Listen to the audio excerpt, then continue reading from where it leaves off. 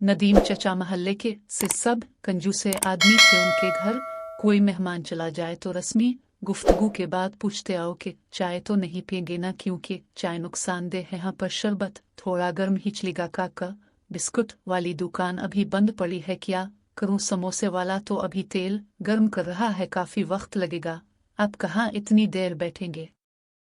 वगैरह वगैरह। मेहमान बेचारा ये सुनकर शर्मिंदा हो जाता। लिफाक दिन दोपहर को किसी फकीर ने उनके घर का दरवाज़ा खटखटाया। चचा नदीम ने दरवाज़ा खोले बगैर पूछा, कौन है?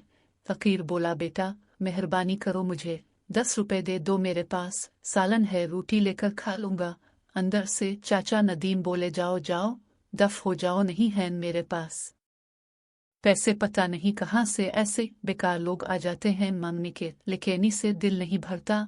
चचा नदीम ने बेचारी फकीर को खूब बातें सुनाई। फकीर मायूस हो गया। आखिर उसकी ज़बान से बद्दुआ निकली, अल्लाह तुझे हमेशा खाने से दूर रखे। तो भी कुछ ना खा सके, इतना कहकर वो चला गया। चंद रोज बाद चचा नदीम के मैदे में शदीद दर्द अलिफाटे। दर्द इतना शदीद था कि वो तड़प अलिफाटे गिर वाले उनको अस्पताल ले गए। अस्पताल में चचा नदीम के मुख्तलिफ टेस्ट हुए। अखमाद काल्सर शख्स हुआ। डॉक्टर ने हिदायत की कि 10-15 दिन तक अस्पताल में रहना होगा ताकि मुकम्मल इलाज मुआवजा किया जा सके। अस्पताल से नदीम चाचा घर वापस आए तो कमजोरी से निढाल थे। बहुत बारा हाल था, कोई चीज़ हजम न होती, दही भी खाते तो अलिफाल्ट हो जाती। डॉक्टर के पास जाते तो वो कहता बद परहेजी की है, टेस्ट करवाते तो सब ठीक आते। दवा बाकायदगी से इस्तेमाल करने के बावजूद तबीयत संभलने में नहीं आ रही थी। रंग पीला पड़ गया था, थोड़ा सा खाने पर भी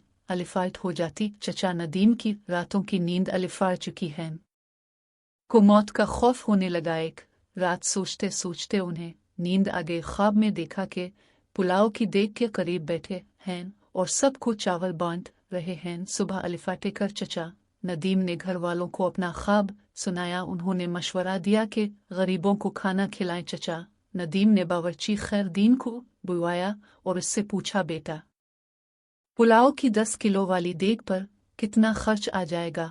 बावर्ची खैरदीन ने खर्च बताया। चचा नदीम 10 किलो की देग पर होने वाले खर्च का सुनकर बड़े परेशान हुए, लेकिन फिर सोचा कि शायद खैरात करने से मैं ठीक हो जाऊं। उन्होंने इतवार की एक दोपहर को ये मुश्किल मरहला तय कर ही लिया। महल्ले के नौजवानों की मदद से महल्ले दारों और गरीब गुरबा में चावलों की तकसीम हुई। चचा नदीम अब काफ़ी पुरसुकून रहने लगे, तबीयत भी कदरे बेहतर महसूस होने लगी। लेकिन जब इस फ़कीर का ख्याल आता तो फिर वही मनहूस दर्द शुरू हो जाता। यूं ही कई दिन बीत गए। एक शाम को किसी फ़कीर की आवाज़ आई, अल्लाह के नाम पर दे दो बाबा।